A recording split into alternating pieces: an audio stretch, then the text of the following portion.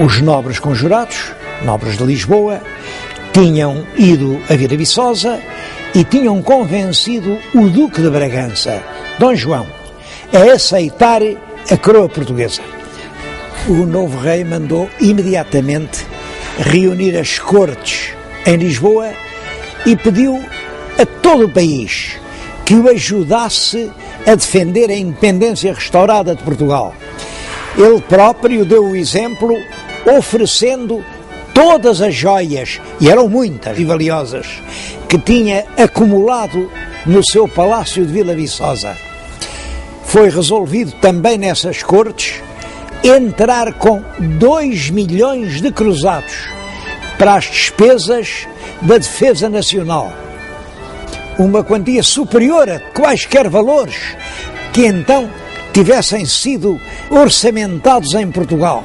Como era possível que um país que estava há 60 anos sob a dominação de um rei estrangeiro, que tinha o seu comércio bastante arruinado, com os negócios da Índia numa completa decadência, com a marinha mercante praticamente destruída, como era possível que esse país ainda arranjasse 2 milhões de cruzados para ajudar a guerra?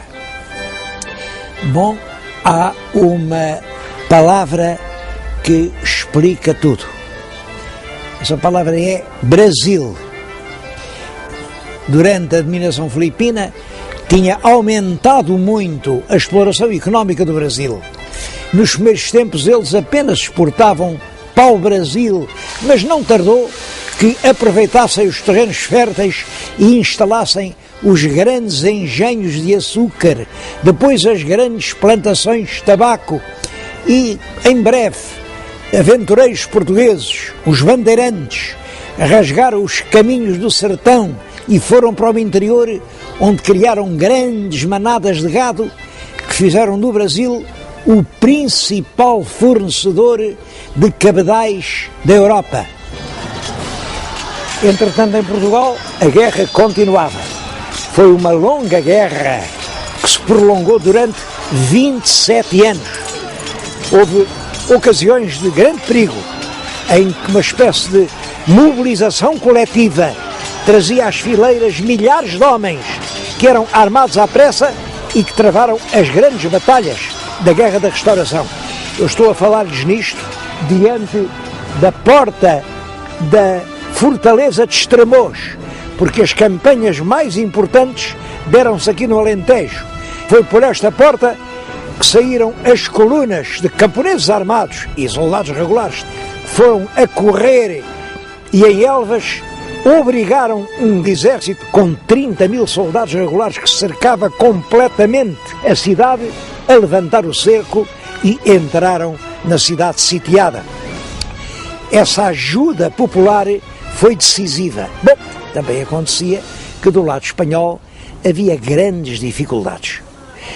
Tinham-se acabado as minas de prata do Peru, a Espanha estava envolvida em conflitos militares numa grande parte da Europa, tinha que atender a várias frentes e isso nunca tornou possível que concentrassem todos os esforços em subjugar a revolta de Portugal. A guerra custa sempre muito dinheiro e as dificuldades económicas refletem-se sempre no plano político. São essas dificuldades que explicam que em 1668 o rei, que é o Afonso VI, um homem muito diminuído, foi deposto do trono e substituído pelo irmão, Dom Pedro II, e é Dom Pedro que nesse mesmo ano estabeleceu um acordo de paz com a Espanha. A Espanha reconhecia finalmente a independência de Portugal, mas logo depois de feita a paz, em 1668, o Conde da Ericeira procura restabelecer a independência de Portugal sob o ponto de vista económico. Cria fábricas de papel, fábricas de vidro, fábricas de cortumes, os cabedais, os arreios dos cavalos são feitos em Portugal, fábricas de sedas. E durante o século XVII e até aos princípios do século XVIII, todos os portugueses tinham orgulho em andar vestidos com roupa feita em Portugal. Isso, sim, era a verdadeira independência.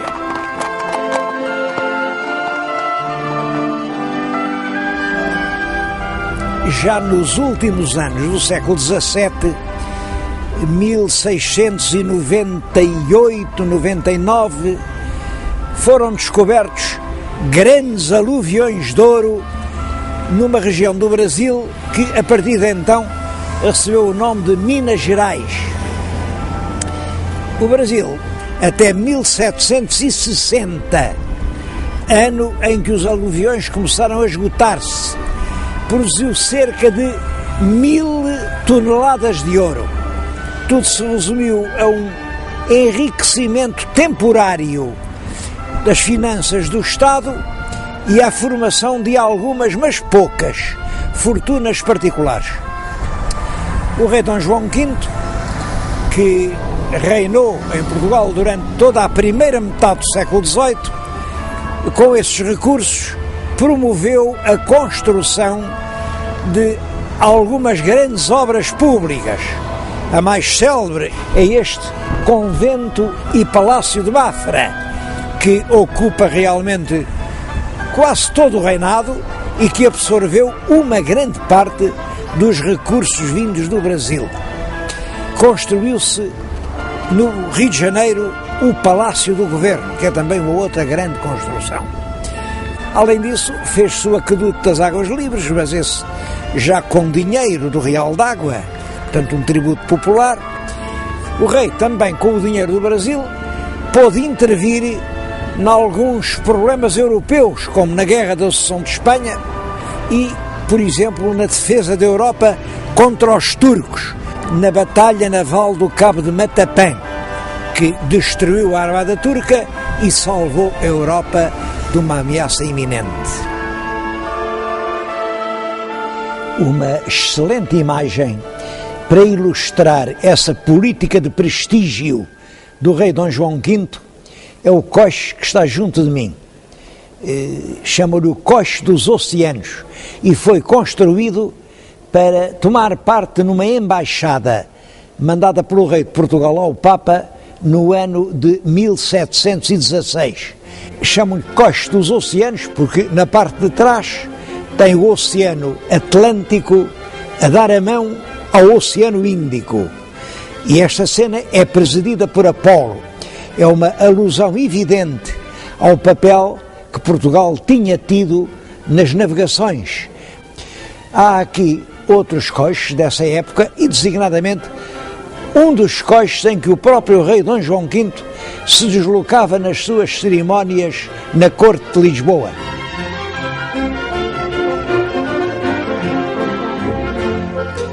O rei Dom João V morreu em 1750 e sucede-lhe o filho primogênito, Dom José.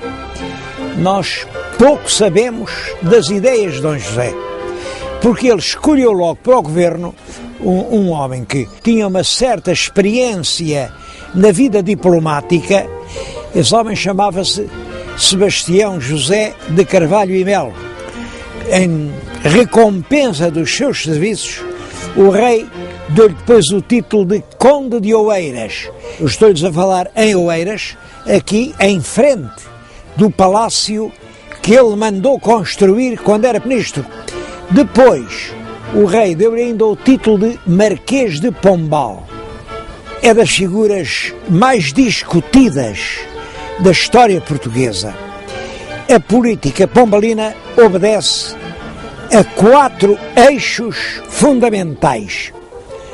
Primeiro, o absolutismo real. Destruir todas as forças que podiam de alguma maneira limitar o poder do rei. Essas forças eram, por um lado, a nobreza, e daí ele ter liquidado as mais altas figuras da nobreza, era o clero, mas sobretudo os jesuítas, que eram os confessores das pessoas da família real e que dessa maneira tinham um controle da política enorme. Expulsou os jesuítas e chegou a conseguir que Roma abolisse a Companhia de Jesus. A segunda característica era modernizar as estruturas do Estado.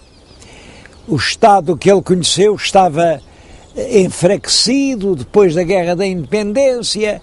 Ele introduziu reformas no exército, fez um exército moderno, na justiça, fez novas leis, na fiscalidade, organizou de nova maneira os impostos, nas escolas, fez a reforma da universidade, de maneira a dar-se ali um ensino de tipo moderno.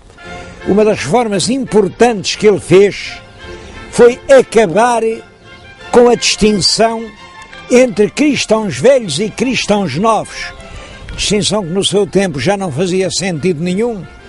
A terceira característica foi fomentar a economia capitalista e apoiar-se sobretudo numa classe de gente rica, a alta burguesia, que tinha nascido do ouro do Brasil.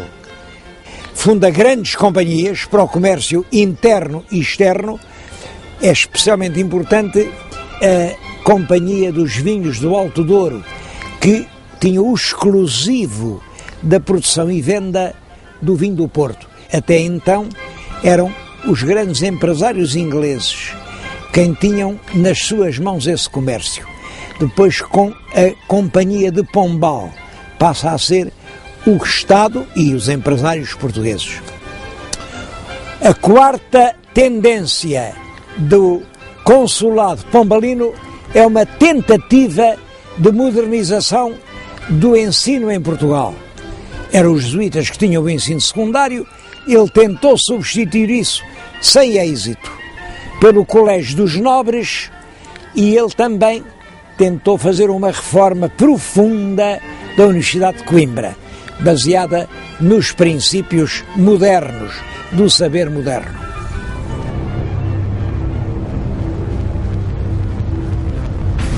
A coisa mais importante desses 25 anos é o terremoto que no dia 1º de novembro de 1755 arrasou Lisboa.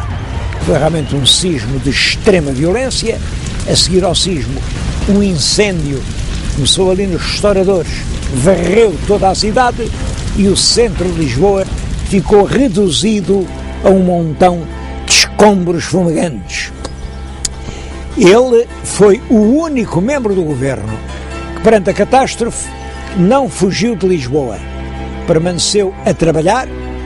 Atribui-se-lhe a frase célebre quando as pessoas aterradas diziam: então e agora? Ele dizia: agora enterram-se os mortos e cuida-se dos vivos. E esta Lisboa, tal como nós hoje a conhecemos, nasceu dos planos quase pessoais do Marquês de Pombal. De qualquer maneira, é uma cidade que reflete claramente a ideia que Pombal tinha do Estado.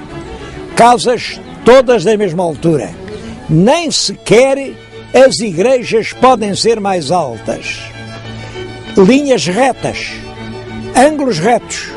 A cidade é geométrica, como o poder. O poder não tem curvas. É essa a filosofia de Pombal.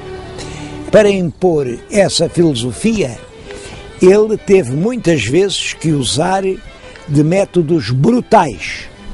É o caso da chacina da família Távora, que ele incriminou num atentado que realmente alguém fez contra o rei.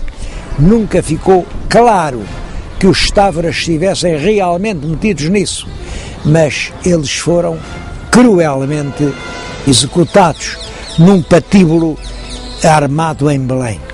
Ele mandou enforcar dezenas de pessoas, incluindo mulheres grávidas, para se mostrar que o povo também tinha que ser fiel ao rei.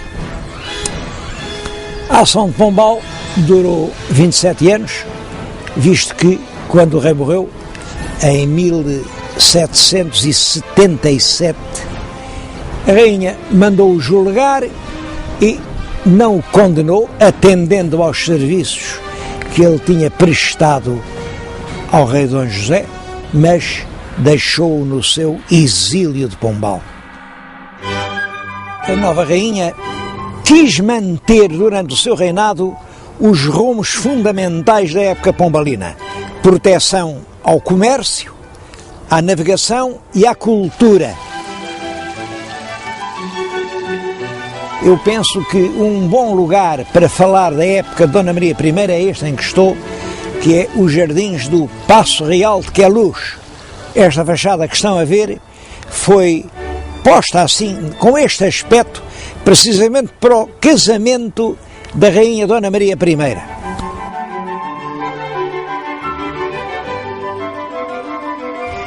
Todo esse tempo foi ensombrado pelas convulsões europeias que se seguiram à Primeira Revolução Francesa. A Revolução é levada ao seu máximo com a execução do rei Luís XVI e da rainha Dona Maria Antonieta. O rumo que as coisas levavam em França mostravam que a monarquia tradicional e antiga corria risco. Por isso, a Áustria, a Inglaterra, a Prússia, a Rússia, a Espanha uniram-se todas em sucessivas coligações para derrubar o regime revolucionário da França. Portugal entrou na primeira coligação em 1794 e entramos como aliados dos espanhóis. É a chamada Guerra do Roussillon. Quando aquilo começou a correr mal, o governo espanhol faz as pazes com o governo francês e passa-se para o lado do governo revolucionário, e nós ficamos em guerra com um inimigo muito maior do que nós. A grande inimiga da França era a Inglaterra, e nós também não nos podíamos zangar com a Inglaterra, porque a Inglaterra era a verdadeira rainha dos mares, e nós nessa altura dependíamos economicamente da nossa ligação com o Brasil. Mas é claro, os franceses cada vez exigiram mais. Em 1806 decretaram o bloqueio continental. O bloqueio queria dizer isto: nenhum porto europeu aceitava nas suas águas navios ingleses. Portugal teve que aceitar, mas de facto os ingleses nunca cumpriram as regras do bloqueio e continuaram a usar os portos portugueses como se lhes pertencessem. Em 1807 a França exigiu mais.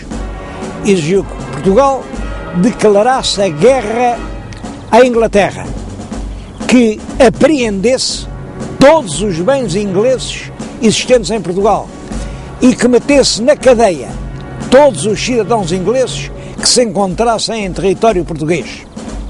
O nosso governo, mais uma vez, fingiu que sim, que ia fazer isso. É claro que não prendeu ninguém. Entretanto, o governo francês, onde nessa altura já pontificava uma grande figura de militar, o jovem general Napoleão Bonaparte, vendo que não era possível obter uma adesão forte de Portugal à sua causa, ordenou a invasão de Portugal. E no dia 29 de novembro do ano de 1807 entrou em Lisboa uma coluna de tropas francesas comandada pelo general Junot. Prevenida a tempo, a corte embarcou em navios portugueses, escoltada por naus inglesas, e dirigiu-se daqui ao Brasil. Rio de Janeiro foi durante 14 anos, desde 1808 a 1822, a verdadeira capital da monarquia portuguesa. Esse facto desencadeou um rápido e enorme desenvolvimento do Brasil. A rainha tinha enlouquecido e quem governava era o filho Dom João. O primeiro ato do príncipe regente é declarar os portos brasileiros abertos à navegação de todas as nações amigas de Portugal e do Brasil, é claro que era a Inglaterra. Mas, na verdade, essa medida significava, de facto, a independência económica do Brasil.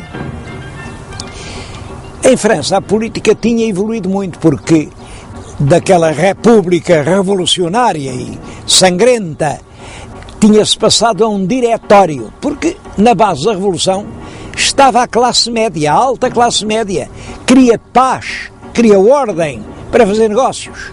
E é isso que exprime o diretório. Do diretório passa-se ao consulado. O consulado é já uma forma de ditadura pessoal, onde se impõe Napoleão Bonaparte.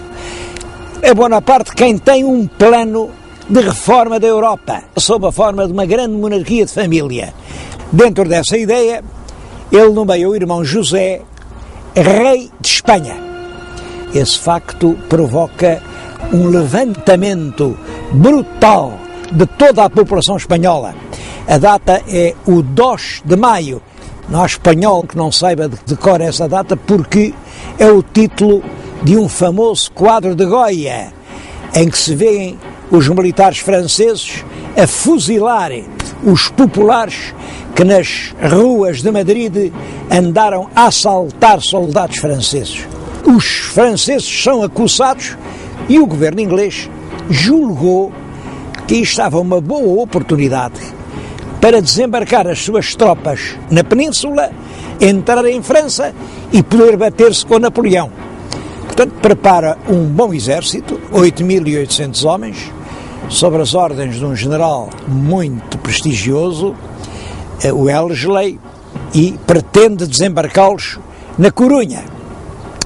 Mas é curioso, os espanhóis disseram: não precisamos aqui da ajuda inglesa para nada.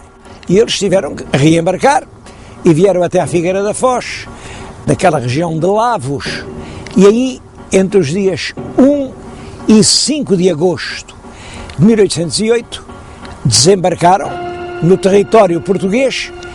O general Junot, que era o comandante da ocupação francesa, acorreu para tentar impedir o desembarque e a penetração dos ingleses, mas é batido em 2 combates violentos, o da Roliça e o do Vimeiro, e por isso ele tem que recolher a Lisboa e negocia à pressa uma convenção em Sintra. O Junot entregava Lisboa, os ingleses metiam o exército francês nos próprios navios britânicos e repatriavam-nos com todo o saque que os franceses tinham feito por toda a parte onde tinham passado. Houve um grande protesto, mas a verdade é que os portugueses não tinham tido intervenção nenhuma na guerra contra a França. Por isso, não foram chamados a tomar parte nas negociações da Convenção de Sintra. Napoleão decide então uma segunda invasão de Portugal. Era comandada pelo general Soult e entrou pela fronteira do norte. Bom, ao contrário do que aconteceu com a primeira invasão, que entrou pacificamente em Portugal, a segunda já encontrou uma enorme resistência popular. O povo das aldeias, mal armado, esperava os franceses, sobretudo nas passagens dos rios, e o general Soult teve dificuldade em entrar no porto. Conseguiu entrar, por sinal que essa entrada ficou marcada por uma tragédia. A multidão, espavorida, fugia por uma ponte de barcas. A ponte rompeu-se, ou alguém a interrompeu, e a multidão ia caindo. Isto provocou um número de vítimas enorme. Os ingleses, que estavam instalados em Lisboa, já agora acompanhados por tropas portuguesas, avançam para o norte e o general Soult não tinha forças para aguentar o ataque da força anglo-lusa e retirou. Foi novamente para a Galiza. Passado cerca de um ano, em 1810, Napoleão decide uma terceira invasão. É a invasão comandada pelo Marechal Massena. Dirige-se até a região de Coimbra, onde trava um combate muito violento com as tropas anglo-lusas, é a Batalha do Busaco. Os franceses não conseguiram romper as linhas anglo-lusas, mas conseguiram contorná-las e dirigiram-se para Lisboa. Mas, entretanto, o Estado-Maior inglês tinha ordenado a construção de umas fortificações, as chamadas linhas de Torres Vedras. Era uma tripla linha de fortificações, muito habilmente dispostas, todas guarnecidas com muita artilharia. Os franceses nunca atacaram frontalmente as linhas, mas estiveram ali até à primavera de 1811 e nessa altura retiraram, mas foram sendo perseguidos pelo exército inglês e português. Essa guerra de Napoleão na Península Ibérica foi fatal para os seus projetos de uma Europa napoleónica, porque as tropas francesas sofreram um grande desgaste aqui, enquanto tinham que se bater aqui, e também na frente leste. Em 1814, a sexta coligação, que era formada pela Inglaterra, pela Áustria, pela Rússia e pela Prússia, conseguiu derrotar completamente Napoleão e chega a entrar em Paris. O imperador é então forçado a assinar a sua abdicação e é levado pelos ingleses para a ilha de Elba. Em Portugal, a guerra causou grandes estragos. Os escritores que se ocuparam do assunto fazem este balanço: cerca de 5.000 mortos, 8.700 feridos graves, 6.500 prisioneiros ou desaparecidos, mas sobretudo é toda a nossa indústria que fica liquidada. É a corte, o rei. No Brasil, aqui quem governam são os oficiais ingleses, e tudo isso cria um enorme mal-estar entre a população portuguesa. Depois da queda de Napoleão, diplomatas e estadistas das nações vencedoras reuniram-se em Viena da Áustria. É a famosa Conferência de Viena de 1814. É na Conferência de Viena que se estabelece o Reino Unido de Portugal-Brasil. Brasil e Portugal passam a ser uma só nação. Com a Revolução Francesa tinha-se dado uma espécie de laicização da cultura. Quem é soberano é o povo, mas o povo são milhões de pessoas. Não podem exercer diretamente o poder. A soberania que está no povo é delegada ou deputada em certos representantes. O governo tem que executar e pôr em prática as leis feitas pelos deputados, e há um terceiro poder, que é o judicial. Esta teoria dos três poderes são ideias que chegaram até aos dias de hoje e que ainda hoje estão na base das democracias modernas. É claro que cai Napoleão, mas as ideias continuam a expandir-se por toda a Europa. Começa a criar-se um desejo de que também em Portugal haja um Estado de tipo moderno. Para isso é necessária uma Constituição. A Constituição é a lei fundamental onde se diz como é que deve ser organizado o Estado. Essas ideias são subjugadas, claro, pelo poder instalado, mas em 1817 há uma primeira tentativa que parte dos militares de Lisboa, mas há um deles que trai o movimento.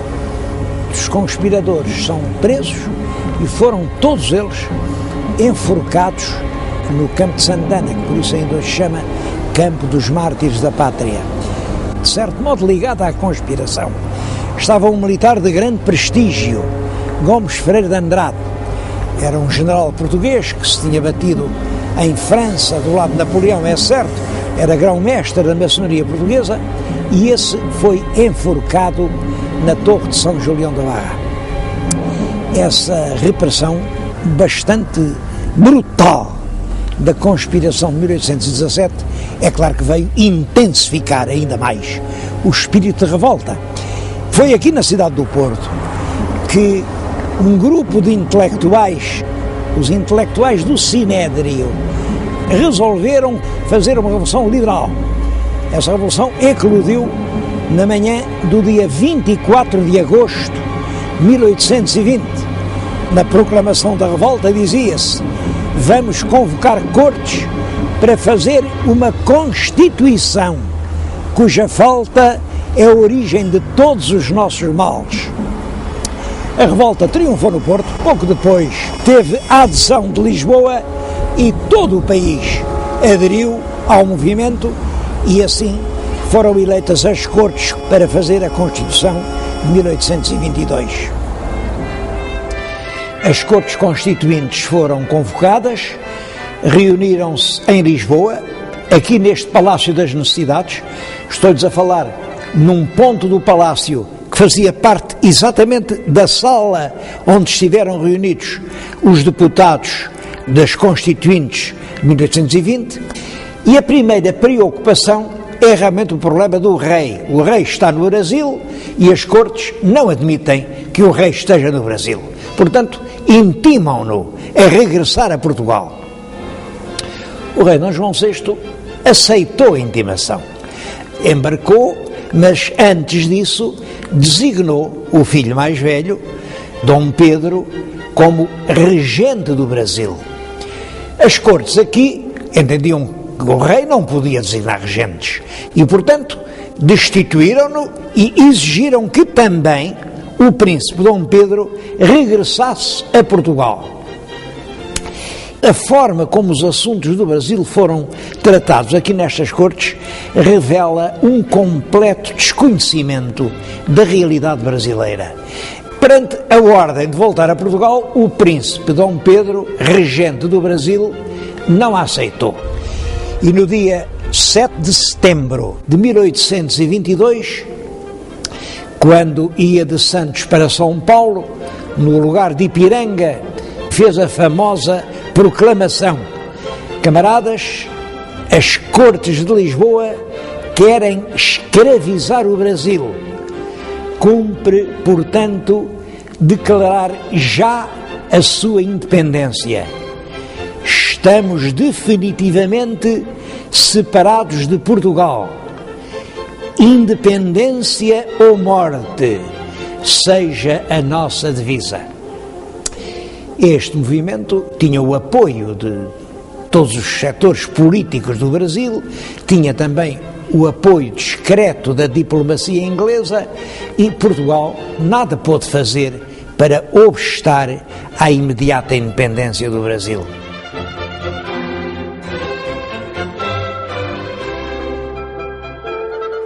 Em maio de 1823, logo no primeiro ano de vigência da nova Constituição, há em Lisboa uma revolta militar.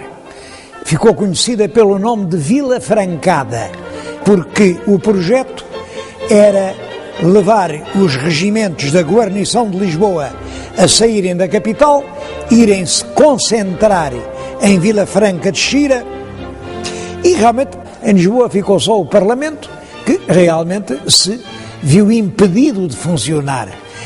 O rei suspendeu a Constituição, dizendo que a maioria do povo realmente não queria a Constituição e tentou manter um governo prudente, o que não era nada fácil. De um lado, havia a população das aldeias, havia o clero, havia muitos comerciantes que estavam realmente desiludidos com a independência do Brasil, havia os grandes proprietários, havia a alta nobreza. Toda essa gente entendia que a Constituição era um mal e que era preciso regressar à monarquia absoluta.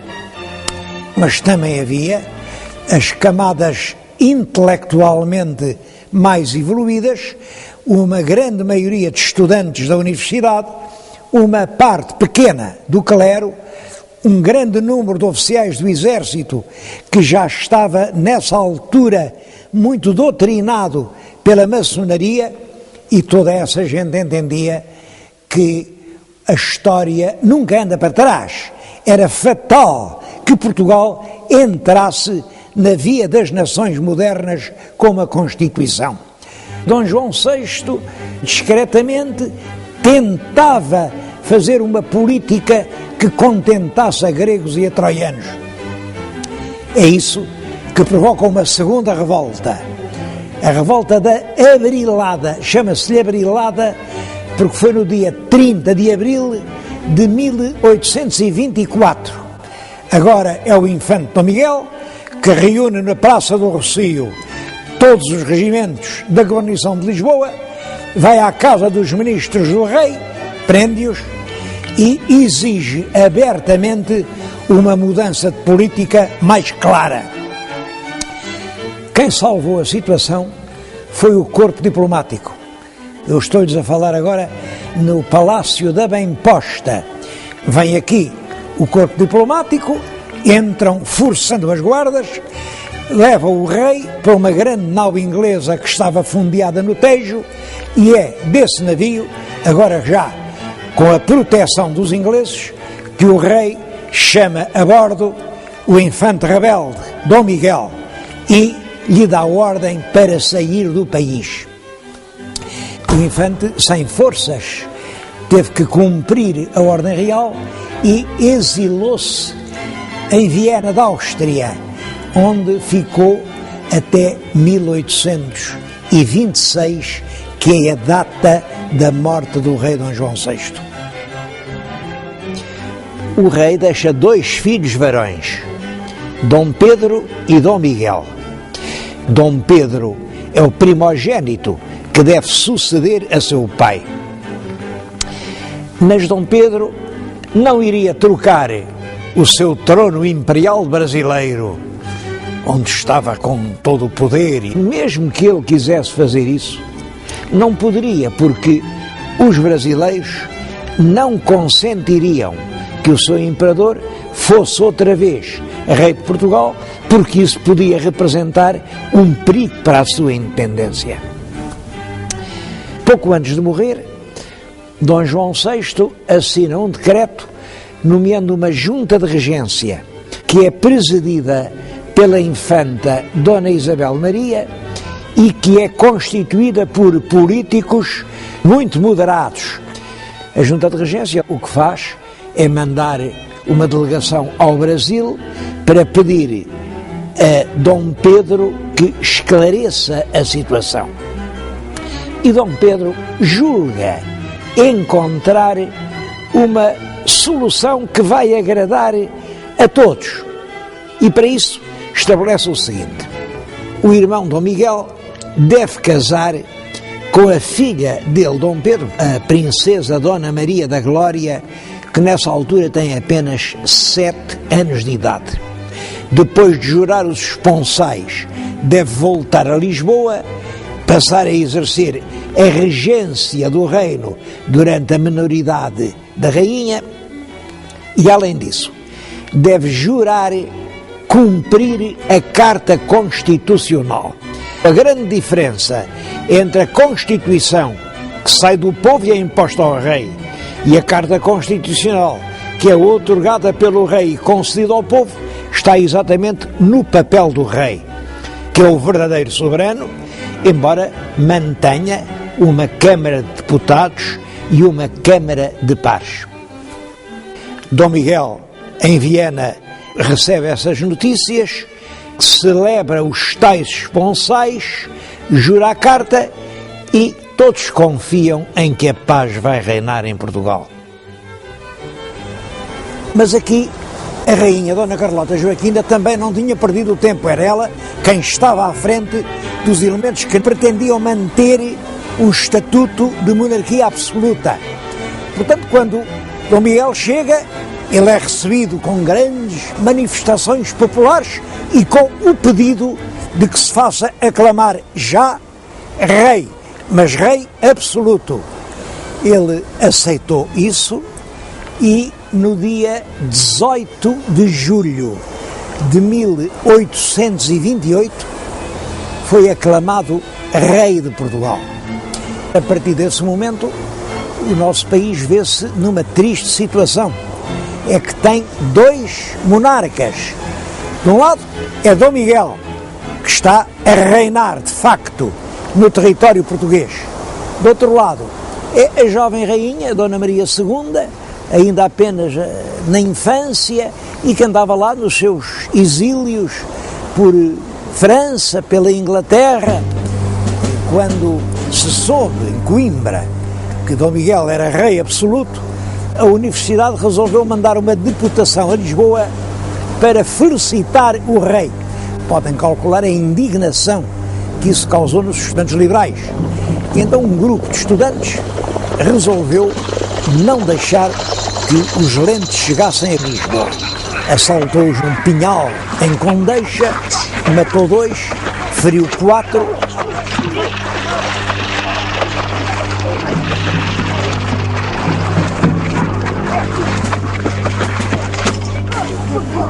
Os rapazes foram todos apanhados e foram enforcados em Lisboa. Tanto a natureza do crime, alunos que matam os seus mestres, como a ferocidade da repressão, causaram uma imensa emoção do país. É também nesse clima de consternação que se dá uma grande revolta militar.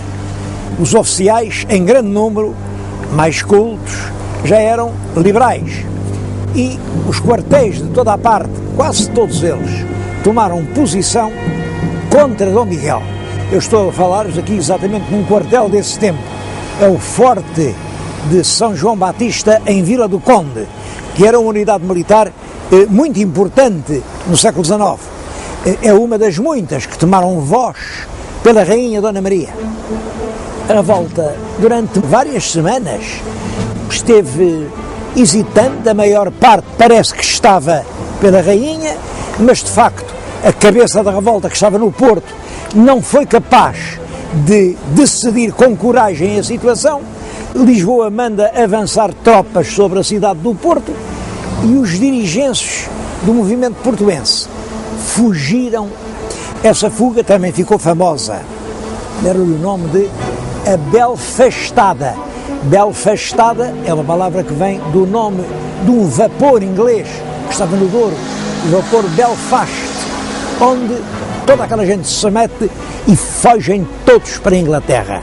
Lá se reuniram, conseguiram manter uma grande fé nas suas ideias políticas.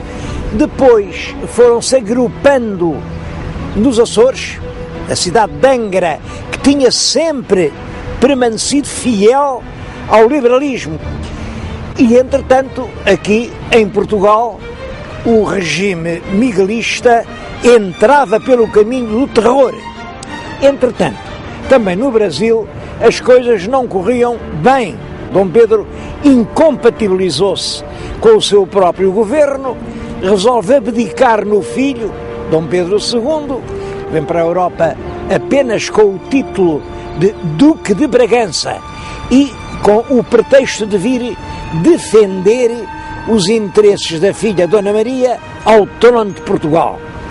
Passa também por Inglaterra, consegue apoios mais ou menos encapotados, mas deram-lhe armamento, houve voluntários estrangeiros, conseguiu comprar alguns navios e é em Angra que ele organiza a expedição que no dia 8 de julho de 1832 vem desembarcar no Mindelo. Não foi exatamente no Mindelo, foi aqui, em todo caso ficou conhecido como o desembarque do Mindelo. É uma expedição de 7.000 soldados, 7.500 soldados, são os bravos do Mindelo. E poucos anos depois, em 1840, erigiram aquele monumento que tem escrito o discurso que o Duque de Bragança, o ex-imperador do Brasil, dirigiu às suas tropas aqui ao largo, ainda antes de desembarcar. Soldados, A empresa é toda de glória, a causa é justa, a vitória é certa.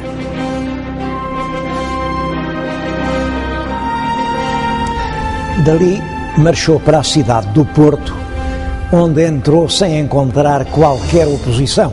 Mas Dom Pedro esperava uma recepção entusiástica, não só no Porto, mas em todo o país. Pensava que o povo português estava subjugado por um poder tirânico e cruel e que, portanto, ia aclamá-lo como um libertador. Bom, e essa previsão não se confirmou. Pelo contrário, as camadas populares, que em grande parte estavam ainda sob a influência da Igreja e do clero, mostravam-se bastante reticentes, bastante receosas dos liberais, porque viam na Revolução uma ameaça, como então se dizia, ao trono e ao altar. Dom Pedro e o exército liberal viram-se, portanto, cercados dentro da cidade do Porto durante cerca de um ano. O que estamos a ver agora é um desenho feito por um oficial miguelista que nos mostra um grande canhão do exército de Dom Miguel a fazer fogo sobre a cidade do Porto. A certa altura veio uma epidemia de cólera morbus que fez centenas de vítimas e a desproporção das forças era realmente enorme. O exército de Dom Miguel era de perto de 80 mil homens, ao passo que o exército liberal não tinha mais de 7 mil combatentes. No verão de 1833, a derrota dos liberais parecia iminente.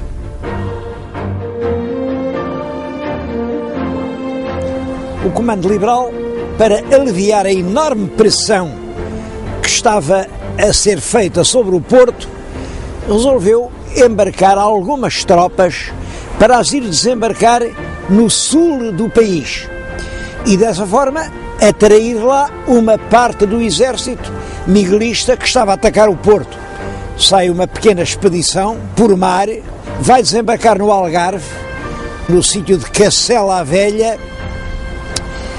Aqui em Lisboa, quando se soube que os liberais tinham desembarcado do Algarve, mandaram a esquadra para os atacar, mas a esquadra miguelista foi completamente vencida e destruída, e a partir daí as tropas desembarcadas no Algarve iniciaram uma caminhada sobre Lisboa. Não havia guarnição nenhuma, nem no Algarve, nem no Alentejo. Vêm rapidamente, no mês chegaram ali a Cacilhas. É em Cacilhas que se opõe a primeira resistência, primeira e última, porque as tropas miguelistas que tentaram deter os liberais foram completamente derrotadas. Os barcos liberais atravessam o Tejo e no dia 24 de julho de 1833 vêm desembarcar aqui, mas o ponto do desembarque está marcado pela estátua ao Duque da Terceira, que era o oficial-general que comandava realmente essa expedição. Também a avenida que começa aqui chama-se Avenida 24 de Julho. O facto dos liberais agora terem a capital do país na sua mão veio abrir-lhes possibilidades inteiramente novas. Os miguelistas ainda tentam defender-se durante algum tempo, mas em 26 de maio de 1834 os generais miguelistas são obrigados a assinar a Convenção de Évora-Monte. Dom Miguel aceita sair de Portugal e nunca mais voltar. É curioso que no mesmo dia, 27 de maio de 1834, Dom Pedro e Dom Miguel foram apedrejados pelo povo português. Dom Miguel era o vencido e quando estava a embarcar em Sines, no escaler que o levava depois para o navio inglês, a multidão, enfurecida, deitava pedras que não o atingiram, porque um esquadrão de cavalaria liberal mantinha o povo à distância e, portanto, ele não pôde ser atingido. O irmão, Dom Pedro, Duque de Bragança, que tinha sido por um instante Dom Pedro IV, rei de Portugal, e por alguns anos Pedro I, imperador do Brasil, nesse mesmo dia, para festejar a vitória, foi ao Teatro São Carlos. E quando assumou, no camarote real, o público começou a apedrejá-lo com patacas. Era uma moeda de bronze bastante forte. O Dom Pedro mostrou um grande sangue frio, fingiu que não viu nenhum desacato e deu ordem para começar a ópera e manteve-se assim serenamente até ao fim. Mas quando saía do teatro, a multidão tinha-se apinhado no largo diante de São Carlos e arrancaram as pedras da calçada e estilhaçaram os vidros da carruagem.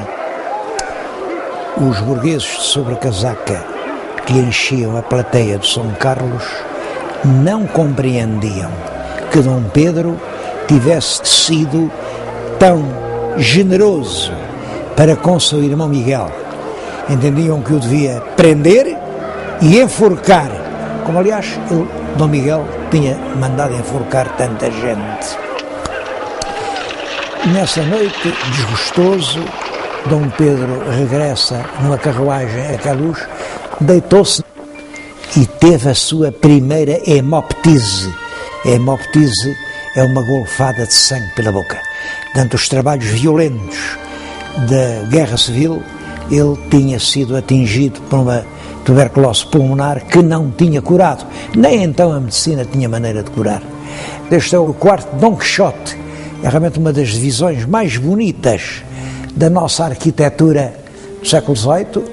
Representa cenas da história do Dom Quixote, do Cervantes, e foi aqui que Dom Pedro, Duque de Bragança, que conquistou as instituições liberais para Portugal, terminou os seus dias. Quando ele morreu, a filha, a tal Dona Maria da Glória, de quem já lhes falei, era uma criança, mas casaram-na com um príncipe alemão, e quem tinha o governo nesses anos muito difíceis era o Duque de Palmela. Era um liberal inteligente, ponderado, um grande estadista. Foi nesse ambiente inquieto que se deu a Revolução dos dias 9 e 10 de setembro de 1836. A chamada Revolução de Setembro. Tudo se limitou a isto. Fizeram-se eleições, no Porto ganharam os deputados da oposição ao governo e uma boa parte do povo de Lisboa correu ao Terreiro de Paço para festejar os deputados. Claro que o governo não gostou, porque aclamar deputados da oposição era o mesmo que manifestar-se contra o governo. E então mandou tropas para impedir que a manifestação se realizasse. Mas as tropas o que fizeram foi confraternizar com o povo. Claro que perante isto o governo teve de cair e a rainha teve que chamar os chefes do movimento e substituir a Carta Constitucional de 1828, a carta outorgada por Dom Pedro, pela Carta Democrática de 1822. A rainha teve que ir ao Palácio das Cortes e jurou que cumpriria a Constituição e punha de parte a Carta. É claro que os políticos mais conhecedores e realistas, sobretudo o Passos Manuel, sabiam perfeitamente que a Constituição de 22 era muito radical, entregava praticamente o governo ao Parlamento, qualquer pequeno assunto para ser resolvido implicava imensas discussões e suspenderam a Carta Constitucional, mas também suspenderam a Constituição de 22 e disseram que entravam num regime transitório, portanto numa ditadura, até prepararem uma outra Constituição. Os políticos mais conservadores não perderam tempo e, com o apoio dos ingleses e também com o apoio dos belgas, resolveram dar um contragolpe. A Inglaterra mandou uns navios de guerra que ficaram no Tejo para proteger o palácio. A rainha chamou o governo e disse-lhes: pronto, agora está suspensa a vossa revolução e volta a entrar em pleno vigor a Carta Constitucional. Mas os revolucionários, que tinham realmente o apoio do povo, juntaram milhares e milhares de pessoas, marcharam sobre Belém e aqui a rainha, sem tropas para se defender, foi obrigada a desistir do seu contragolpe. É isso que se chama a Belenzada, que se passa ainda no ano de 36 e que marca o triunfo das forças populares do lado mais democrático da Revolução Liberal.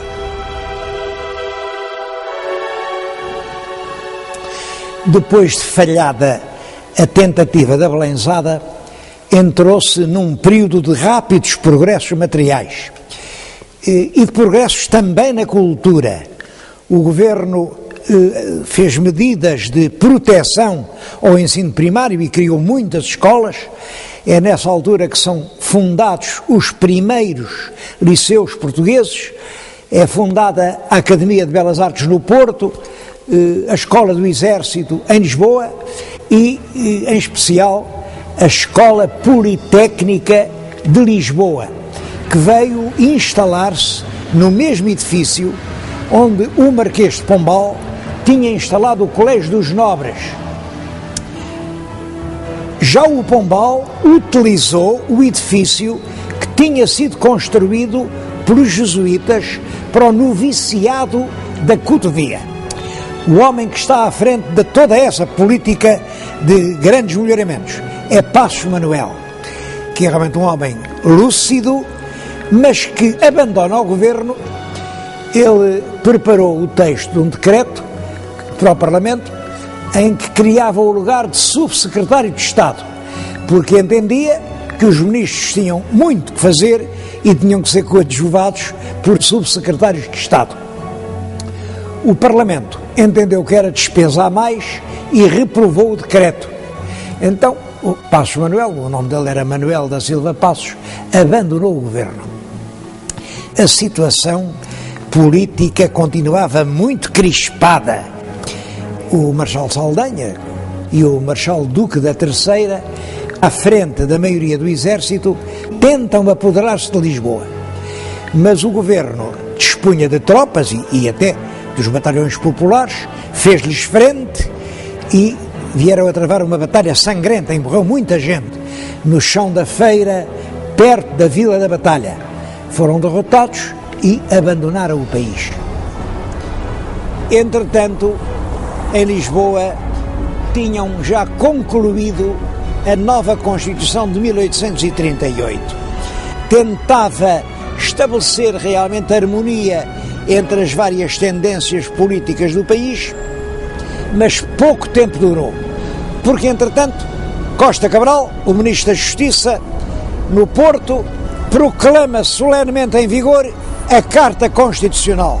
É claro, é um golpe de Estado que deixou perplexas as forças de Lisboa, mas poucos dias depois Lisboa adere e assim se regressa ao cartismo, depois do breve intervalo aberto pela Revolução de Setembro. Costa Cabral foi um dos políticos portugueses mais polémicos do século XIX. Começou realmente a sua vida política como chefe dos arsenalistas. Os arsenalistas eram trabalhadores do Arsenal de Lisboa e que se tinham organizado numa espécie de milícia que dispunha até de baterias de artilharia. Os arsenalistas chegam a ser realmente uma preocupação para o governo e ele entra no governo como Ministro da Justiça para esmagar os arsenalistas. Em março de 1838, as tropas do governo conseguiram atrair o batalhão dos arsenalistas ao Rossio, rodearam-no de forças de todos os lados e ali metralharam-nos. Houve muitas vítimas e desde então os arsenalistas dissolveram-se. Mas a verdade é que essa viragem súbita da ponta extrema-esquerda do espectro político português para a extrema-direita do cartismo mais intransigente, valeu-lhe muitas inimizades. Há centenas e centenas de caricaturas em que lhe chamam tudo, a começar por ladrão. Prestou grandes serviços ao país e a ele próprio. Eu estou-lhes a dizer isso aqui num pedaço do claustro do Convento de Cristo em Tomar, que ele comprou. Depois, dentro da severidade do claustro, instalou uma confortável residência burguesa e esteve na posse da família até que, em 1939, isto foi a leilão, ia ser arrematado aqui por um proprietário, um menos godinho, uma bagatela. E quando ia a terminar o leilão com a terceira martelada, um sujeito que estava ao fundo da sala, vestido de preto, que ninguém sabia quem era, mas que o Ministro das Finanças tinha mandado ao leilão, antes da terceira martelada disse: alto, ópto por parte do Estado. Desde então, este monumento nacional é outra vez nacional.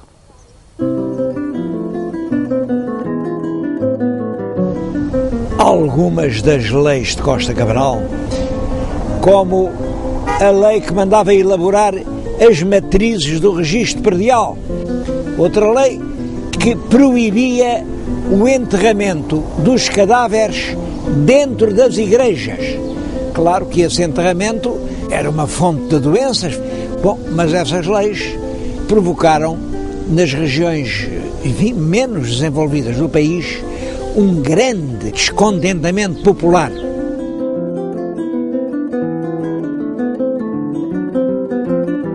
Estou na Póvoa do Lanhoso, diante da estátua da Maria da Fonte. Bom, eu acho que Maria da Fonte era apenas uma expressão que nasceu para explicar, para designar a mulher do povo. A mulher que ia à fonte com a bilha à cabeça, era a simples filha do povo. Bom, porque realmente foram essas mulheres que não tinham nem partido, nem política, nem nada, que desencadearam aqui, nesta freguesia da Póvoa do Lanhoso, em 1846, uma revolta. Tinha vindo a lei que não deixava enterrar as pessoas dentro da igreja, mas um grupo de mulheres corajosas disseram: qual história? Então vamos enterrá-la aí no campo, num buraco, assim enterram-se os cães. Não, vamos. Abriram violentamente as portas da igreja e, contra a vontade das autoridades e até do padre, fizeram o enterramento lá dentro. Rapidamente, essa atitude de revolta alarga e por todo o Minho começam grupos de mulheres a não deixar fazer os enterros nos cemitérios e a obrigar a enterrar dentro da igreja. Começam a assaltar as conservatórias do registro civil, porque diziam que aquele registro que eles estavam a fazer, propriedade a propriedade, tem tantas oliveiras, tem tantos pés de vinha, aquilo era para vender o país aos ingleses. É todo o país, ao norte do texto, que se levanta numa revolta imensa. Por detrás do descontentamento do povo ingênuo estavam os partidos que aproveitaram aquele levantamento popular para derrubar o governo. Uma das cantigas que se cantavam nessa altura era: olha, a Maria da Fonte não é mulher como as mais, traz pistolas à cintura para matar os cabrais. Esse ódio aos cabrais vinha dos setembristas, mas foi indispensável mandar embora os cabrais. A verdade é que a rainha demeteu o governo, mas 2 ou 3 meses depois voltou a chamar o mesmo pessoal político. É esse regresso do pessoal demitido em consequência da Revolução da Maria da Fonte, chamou-se a emboscada. A emboscada, porque a verdade é esta: a rainha tinha prometido mandar embora os cabrais e afinal não fez. E a emboscada provocou uma indignação enorme. É a revolta da Patuleia. Esta palavra Patuleia tem originado umas certas especulações. Há até aí livros onde se diz que Patuleia vem de pata ao léu. Isto é um disparate completo, porque nessa altura toda a gente andava com os pés descalços. Toda a gente do povo, naturalmente. O povo andava com o pé descalço. Portanto, Patuleia é um espanholismo. A palavra aparece em Espanha, na mesma altura, meados do século XIX, e Patuleia quer dizer tropa indisciplinada. A verdade é que a Patuleia ia ganhando a guerra. A guerra durou quase um ano, desde outubro de 1846 até junho de 1847. Durante todo esse tempo, os portugueses mataram-se uns aos outros. Quando as tropas da Patuleia estavam prestes a apoderar-se de Lisboa, intervêm as grandes potências da Europa da Quádrupla Aliança. Quádrupla Aliança é um nome muito solene para designar um acordo que existiu entre a Inglaterra, a França, a Espanha e Portugal. Estes 4 países puseram-se de acordo e obrigaram os adversários a fazer as pazes. Eles reuniram-se num edifício nos arredores do Porto, que é no lugar do Gramido, fica perto do Rio Douro, e ali se assinou a Convenção do Gramido. Em junho de 1847, punha assim termo a uma guerra civil com o qual ninguém teve nada a ganhar. Esse período de revoltas e contra-revoltas, de constantes choques políticos e lutas fratricidas entre os portugueses, só tem o seu ponto final com a regeneração. Uma revolta militar que ocorreu no ano de 1851. A revolta, esfiada pelo Marechal Saldanha, teve a sua origem aqui no Porto, mas todo o país rapidamente aderiu. O governo competia liquidar a revolta, mas o general em chefe das Forças Armadas, o próprio marido da rainha, o rei Dom Fernando de Saxe-Coburgo-Gotha, põe-se à frente do exército e vem a caminho do Porto, mas tão lentamente, parando em cada sítio, inclusivamente quando encontrava tropas que se dirigiam para o Porto para alinhar na revolta, dizia com toda a gentileza: fazem favor de passar, fazem favor de passar. Bom, é claro que tudo indica que o próprio rei Dom Fernando estava metido nessa conspiração, à qual não foi alheio um homem muito inteligente, que era Alexandre de Colano. Deram-lhe o nome de regeneração a essa revolução, porque a ideia de regenerar, quer dizer, voltar a uma pureza primitiva, é uma aspiração que houve sempre em Portugal.